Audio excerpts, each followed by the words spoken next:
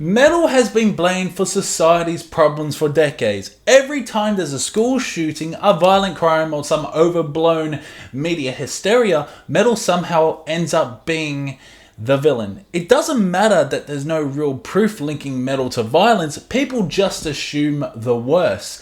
The music is aggressive, the imagery is dark, and to outsiders, it looks dangerous. But the reality, metal is an outlet for people, not a cause of violence. Metal was never meant to be safe. It was built on rebellion, anger, raw emotion. It speaks to people who feel isolated, misunderstood, or fucking pissed off at the world. It doesn't hide from dark themes, it faces them head on. That's exactly why people fear it.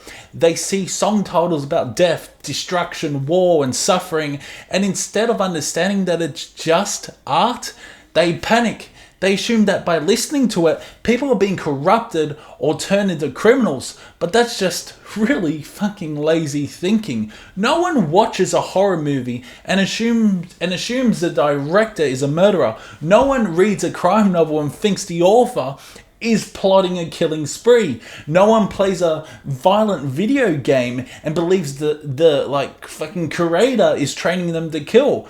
But somehow, when a metal band sings about war, death, or the occult, people lose their minds. They assume it's real, that the musicians and the fans are all really deadly and dangerous, as if listening to music can magically turn someone into a fucking criminal. And trust me, I know this firsthand.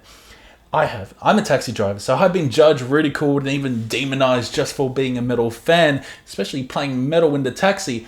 I've been told that my music is evil, that it corrupts the mind, that it's just noise. People look at my band shirts and assume I fucking worship Satan, as if wearing Behemoth or Metallica or Slayer shirt means I'm out sacrificing goats in my spare time.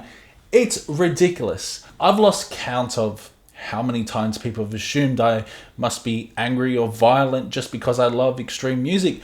But here's the thing, metal fans aren't the violent ones. In fact, metalheads are some of the most chill, welcoming, and supportive people you'll ever meet.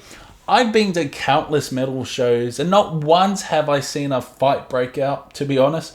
Not once have I felt unsafe. The mosh pits might look chaotic, but they're built on fucking respect. And you fall down, someone picks you up.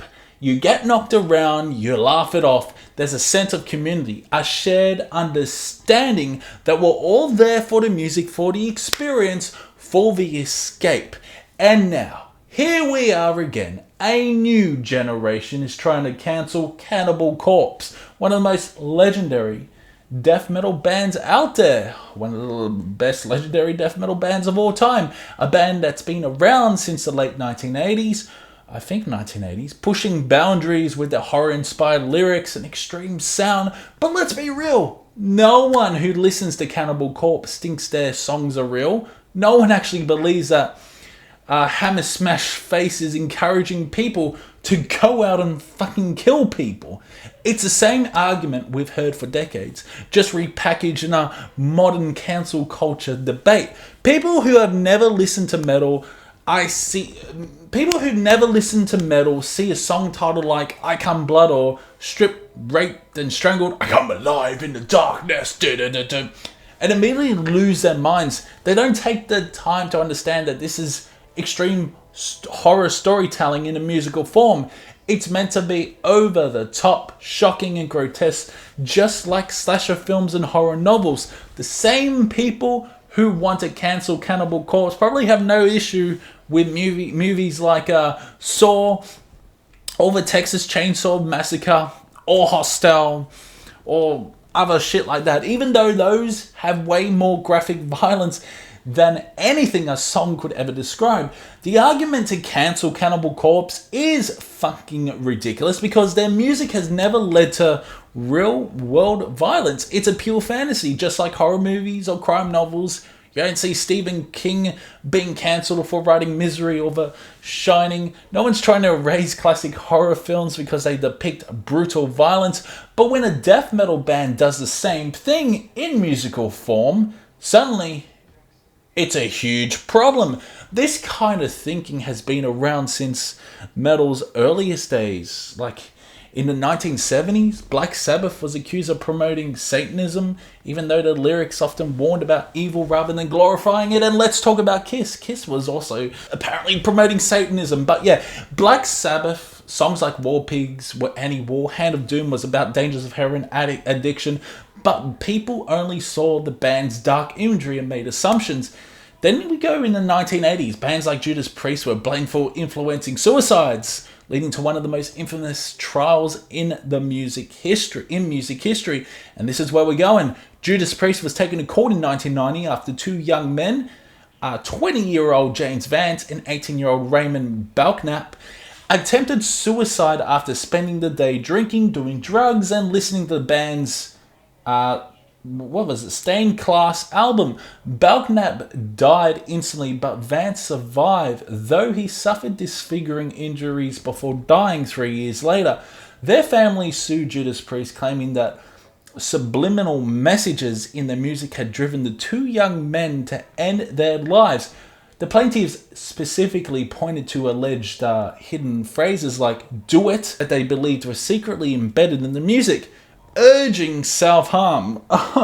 Jeez, what if they heard Shining? The case was absolutely absurd, but it still made it to trial, forcing Judas Priest to defend their music in court. The band members, especially Rob Halford, were stunned that they even had to address such fucking claims. They argued that there was no way their music contained subliminal messages promoting suicide, and if anything, metal fans found strength in music, not despair. Even the judge admitted that the case was weak, and eventually Judas Priest was acquitted. But the trial itself showed just how deep the moral panic against metal ran in the 1980s. It happened again in the 1990s when Marilyn Manson became the scapegoat for the Columbine massacre. On April 20th, 1999, two high school students, Eric Harris and Dylan Klebold, carried out a horrific attack on their classmates and teachers, killing 13 people before taking their own lives. In the aftermath, the media was desperate for answers. They needed someone to blame, and they found their target. In Marilyn Manson. Manson was one of the most controversial musicians at the time. His shocking image, theatrical performances, and dark lyrics made him an easy villain for conservative America. Without any real evidence, the media ran with the idea that Harris and Klebold were obsessed with Manson's music and that his songs had influenced them to commit mass murder. Wow, yeah, so politicians, religious leaders, and news anchors lined up to condemn him, calling for his music to be banned and blaming him for corrupting America's youth. This is crazy. But there was one problem with this narrative. Neither Harris nor Klebold were actually Marilyn Manson fans. They didn't own his albums. They didn't reference his music in their writings, because I believe Klebold used to love to write about his depression and shit. And they weren't even part of the goth or industrial subcultures that Manson was associated with. They just wanted to hurt people. The media had completely fabricated the connection, and yet it stuck. And to think that these guys documented everything what they were going to do. In response, Marilyn Manson delivered one of the most iconic rebuttals in music history. When asked what he would say to the shooters if he could, Manson replied, "I wouldn't say a single word to them. I would listen to what they had to say, and that's what no one did."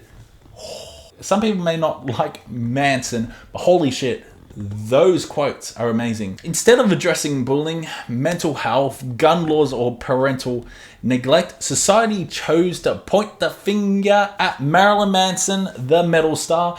Then there's the West Memphis Three case, one of the most tragic examples of metal being used as a scapegoat.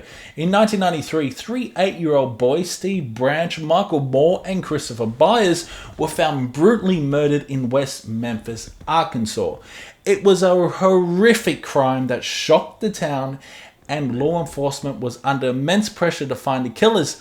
The police quickly zeroed in on three local teenagers, Damien Eccles, Jason Baldwin, and Jesse Miskelly. The only reason that he became suspects was because Eccles was known for dressing in black, reading books on the occult, and listening to heavy metal music, especially Metallica and Megadeth.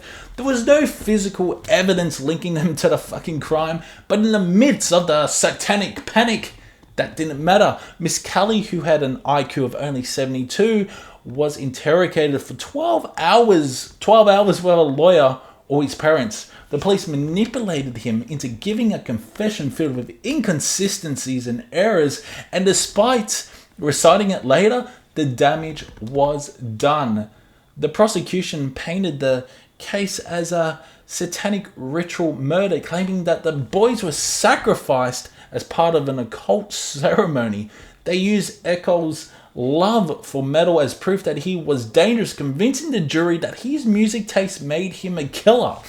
The trial was a complete miscarriage of justice. Baldwin and Miss Kelly were sentenced to life in prison, while Eccles, the supposed ringleader, was alleged sentenced to death.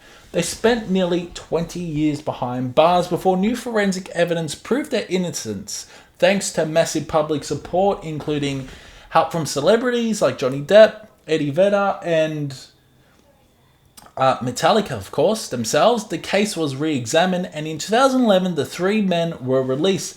The West Memphis Three case is one of the most horrifying examples of how metal can be used as a scapegoat, not just in the media, but in the legal system. These men lost fucking decades of their lives because people believed that listening to heavy metal made someone a murderer. Holy shit. This cycle of blame has never really ended. Every generation has its metal scapegoat. The 70s had Black Sabbath, the 80s had Judas Priest, Slayer as well, the 90s had Marilyn Manson, and the 2000s had Slipknot and Rammstein, even video games like Doom being blamed for violence. It's a never-ending pattern of moral panic where people refuse to confront real societal issues and instead point fingers at the easiest target, and that's metal. But here's the thing, it never fucking works. Every attempt to silence metal has failed. The PMRC tried to censor it in the 80s, and it only made the bands even more fucking popular. The media tried to bury it after Columbine, and the metal scene kept fucking growing. The justice system tried to condemn the West Memphis Three, and the world fought back to free them. Metal doesn't need mainstream approval. It never has. It's a culture, a family, a place for those who don't fit in anywhere else. When the world tells you that you're too angry, too dark, too weird, metal tells you that you're not alone. That's why people hold onto it so tightly. Metal has always existed on the fringes of mainstream music. It's aggressive, unapologetic, and often controversial. Everything the mainstream has historically been afraid of. But right now, there's a shift happening. Bands like Knocked Loose, Code Orange, Judas Priest, and even some extreme metal bands are breaking into larger spaces. We're talking about the hardcore scene now as well, getting recognition in places that wouldn't have given heavy music a second fucking look just a few years ago. This should be a win for heavy music, but instead it's being met with backlash. Hardcore purists and gatekeepers claim that Knocked Loose is getting too big, that Code Orange is trying too hard to appeal to mainstream audiences, same as Bring Me the Horizon. Bands like Lorna Shore are making extreme metal too accessible. The same old sellout accusations start flying the moment a band gains mainstream attention. But here's the thing. This is the same conversation that's been happening for decades. The same fear, the same misunderstanding, the same knee-jerk reactions that metal has always faced. The only difference now is that the attack isn't just coming from the outside, it's coming from within too.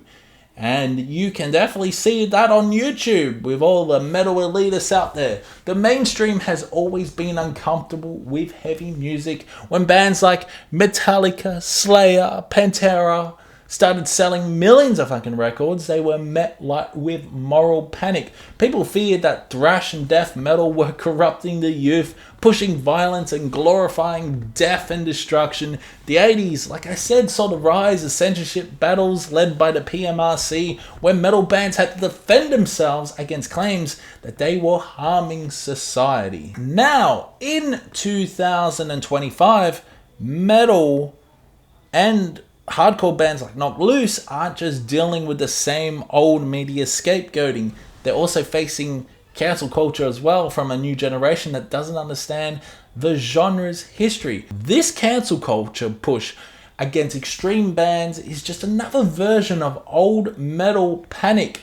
People don't bother to understand the genre. They see violent lyrics, shocking album covers, and intense fucking performances and immediately assume the worst. But this is nothing new. Just look at the fucking rise of Lorna Shore. I don't really like him, but I do respect him. This band has brought a new wave of people into deathcore, gaining massive mainstream attention that, thanks to their viral hit To the Hellfire, they're playing bigger festivals, reaching a wider audience, and bringing extreme music into the conversation in a way that hasn't been seen in years. These arguments have never held any real weight. Metal has always evolved, and every new generation has brought in fresh blood. The same people who complain about Lorna Shore Knocked Loose today are probably the same types who hated like Slipknot or called Metallica sellouts. It's a cycle. Heavy music breaks into new territory, and instead of bracing the growth, people act like it's the end of the genre. Metal is dead. But here's the reality. Metal and extreme music are meant to push boundaries. If Knocked Loose is bringing heavy music to a new audience, that's a good thing. If Lorna Shore is making people interested in extreme heavy music for the first time, that's a win. If hardcore is being played on Coachella stages and deathcore bands are selling out arenas, that doesn't mean the genre is dying. It means it's thriving. The real issue is that heavy music is still fighting against that same old stigma. The mainstream has always been afraid of extremity, whether it's in sound, lyrics, or imagery. That's why people are trying to cancel Cannibal Corpse over songs that are no different from slasher movies or horror novels. That's why metal bands still have to defend themselves against claims that they promote violence. That's why every time a heavy band reaches a wider fucking audience, they're met with pushback. It all ties back to the same fear that has followed metal from the very beginning. People don't want to understand the music, so they judge it, they blame it, they try to suppress it. But history has proven one thing: metal won't die. Metal doesn't die. They adapt, it adapts, it evolves, and it always comes back stronger. So let the backlash happen. Let the gatekeepers whine about mainstream exposure. Let people try to cancel bands over lyrics they don't fucking understand. It doesn't matter, because no matter how many times metal is pushed down, metal will always rise back up. And nothing is going to change that. People fear what they don't understand, and society has never understood metal. But that's what makes it powerful. Metal is honest. It doesn't sugarcoat, really. It doesn't hide from the darkness. It embraces it, because life isn't always pretty. Metal will always be misunderstood by those who don't take the time to understand it. It will always be feared by people who refuse to see its value, and that's fine. Metal doesn't need to be accepted by the mainstream. It doesn't need approval, and it sure as hell doesn't need to apologize for existing. Let them blame it. Let them try to censor it. Let them push it back into the underground. It doesn't fucking matter, because metal will never die. So yeah, let me know what you thought about this discussion video. Do you agree about metal being the scapegoat? It's been fun, because it's such an easy way out for the media to blame it on metal. It's been fun, and I'll see you in the next one.